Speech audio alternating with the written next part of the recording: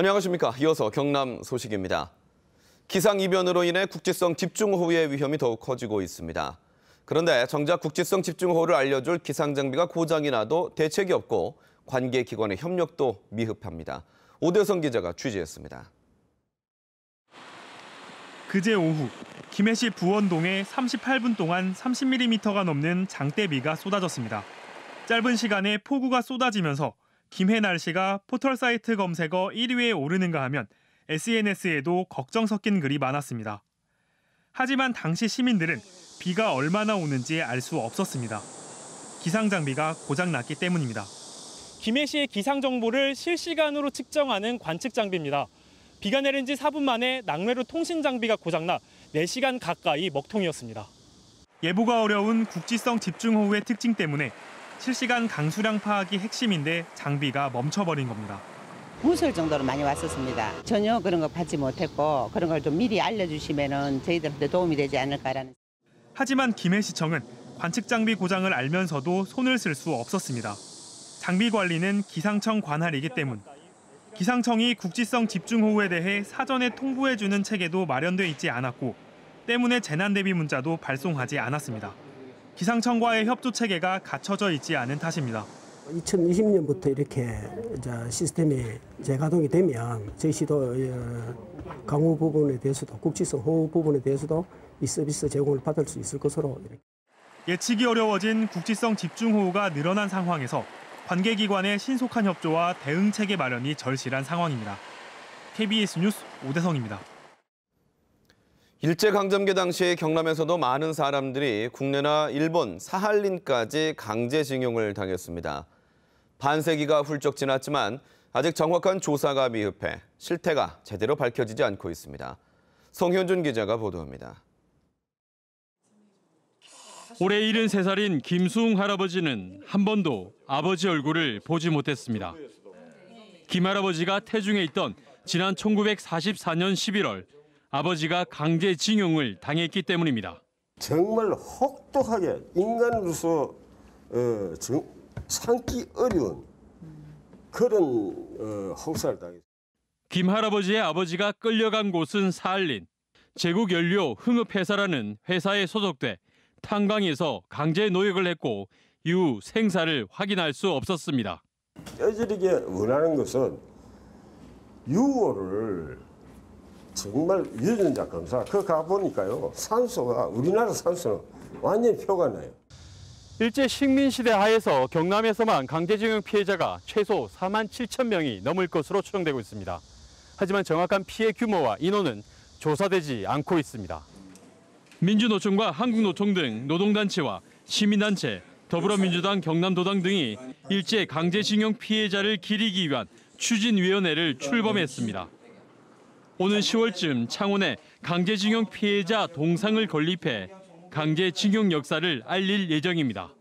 과거의 잘못을 깨치고 책임지는 것은 고통이 따릅니다. 그러나 아무리 고통스럽다 한들 피해자들의 그것에 빌 수는 없습니다. 또 강제징용 피해 생존자나 유족들과 함께 실태 조사와 유해 송환 운동도 펼칠 계획입니다. KBS 뉴스 송현준입니다. 어제 오후 3시 20분쯤 김해시 한 아파트 13층에서 불이 나 베란다로 대피한 주민 2명과 위층에 사는 주민 등 3명이 연기를 마셔 병원으로 구조됐습니다. 불은 현관 쪽을 태우고 200만 원 상당의 재산 피해를 낸 뒤 10여 분 만에 꺼졌습니다. 마산 중부경찰서는 마을 우물가에 심겨있던 향나무를 훔친 혐의로 51살 김모 씨 등 4명을 붙잡아 이 가운데 2명을 구속했습니다.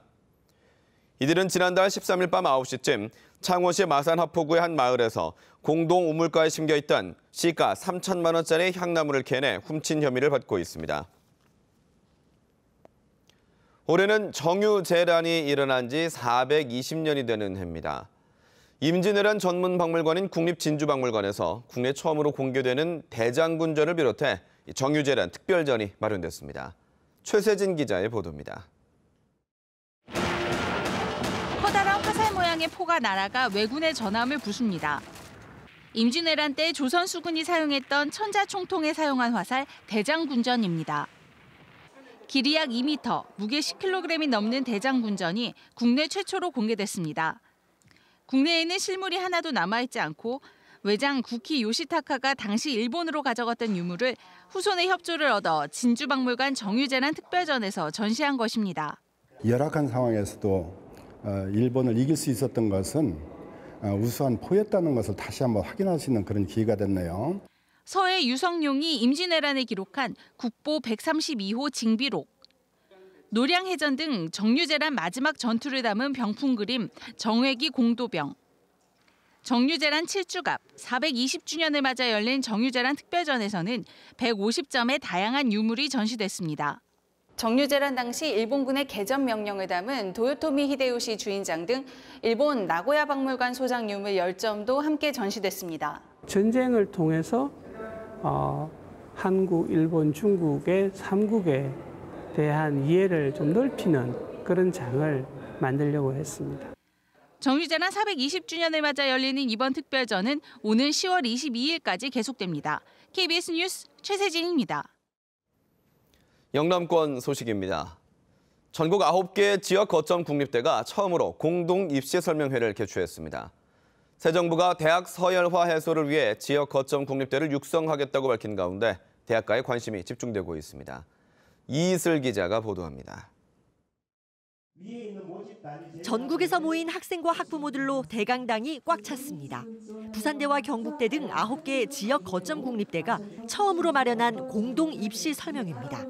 요즘 학생들이 국립대에 대한 관심도 많아서 와보게 되었고 오니까 학생들이 정말로 많아서 진짜 놀랐어요. 대학가의 거점 국립대발 지각 변동이 예고되고 있습니다. 문재인 대통령이 대학 서열화 해소를 위해 거점 국립대 집중 육성과 국공립대 공동 운영 체제 구축을 공약으로 내건 이후 거점 국립대가 대학 개혁의 중심에 섰습니다. 지금까지 서너 차례 정책 간담회를 가진 9개 국립대는 대학의 물리적 인적 자원을 공유하자는 수준까지 논의를 진전시킨 상태입니다. 각 대학이 가지고 있는 의견들을 교환하고 또 소통하면서 최적의 그런 우리가 좋은 방안들을 모색하려고 하고 있는 중입니다. 정부는 거점 국립대 육성을 100대 국정과제로 지정하고 이행 계획 수립에 들어갔습니다. 프랑스와 같은 통합 국립대학을 만들자는 주장도 일부에서 제기됐지만 교육부는 검토된 바 없다고 선을 그었습니다. 이번 공동 입시 설명회를 시작으로 거점 국립대의 협력 체제에 대한 구체적인 논의가 이어질 예정이어서 그 영향력과 파장이 어디까지 미칠지 대학가가 촉각을 세우고 있습니다. KBS 뉴스 이이슬입니다.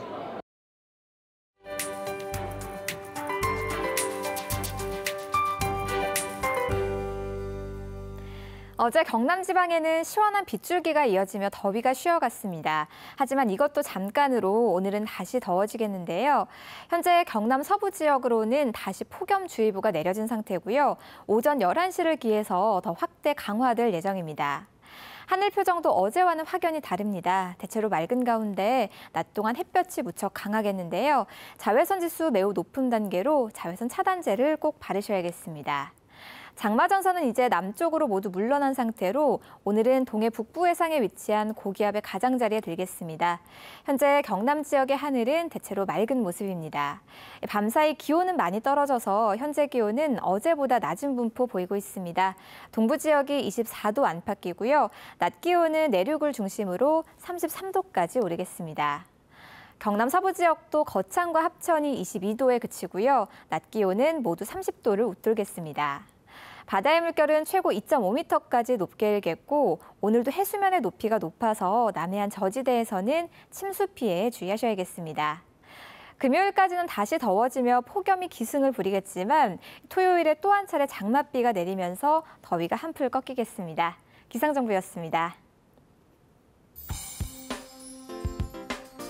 김해시의 금속 가공 제품 제조업체 풍성정밀관이 생산관리사원 1명을 모집합니다.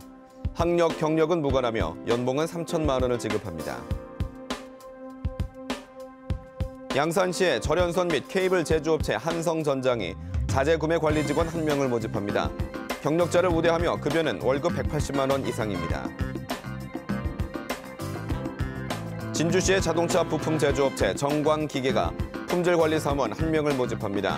학력과 경력은 무관하고 연봉 2,600만 원 이상을 지급합니다. 성원기업 사천공장이 가스 기술자 및 연구원 1명을 모집합니다. 대졸 이상 가스산업기사 자격증 소지자가 지원 가능하고 연봉은 2,400에서 2,600만 원을 지급합니다.